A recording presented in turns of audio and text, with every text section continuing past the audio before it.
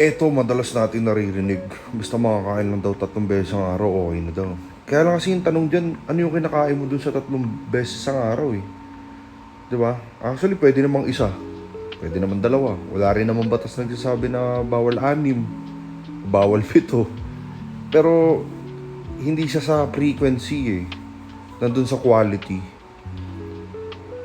So, pwede kasing nakakain ka nga ng 3 beses ang araw, pero puro ka naman itlog.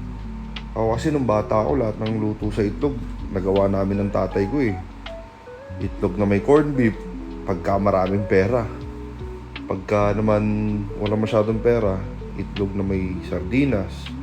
Iba yung sardinas na may itlog yung ginisa.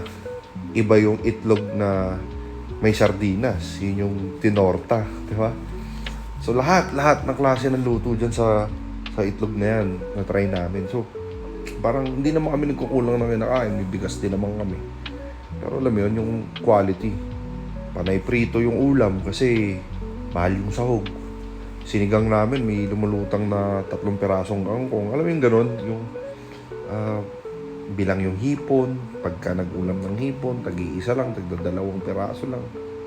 So, na-experience ko yung mga ganong klaseng kahirapan.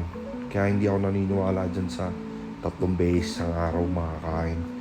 Hindi sasabihin lang eh. Nandun sa quality. Kung anong klaseng pagkain yung nakakain mo. Kung nakapagbigay ba to ng maayos na nutrisyon sa atin, di ba? Tsaka kung nakakakain ba tayo ng mga bagay na gusto natin, yung masarap.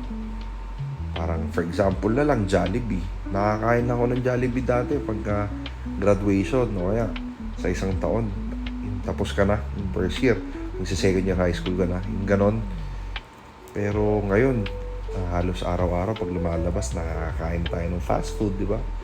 So, nag-iba na rin yung status ng buhay natin. Pero alam natin na meron pang mas itotodo to. So, yun lang, kayo nagpapaniwala dyan sa mga kain 3 beses ang araw, kontento na.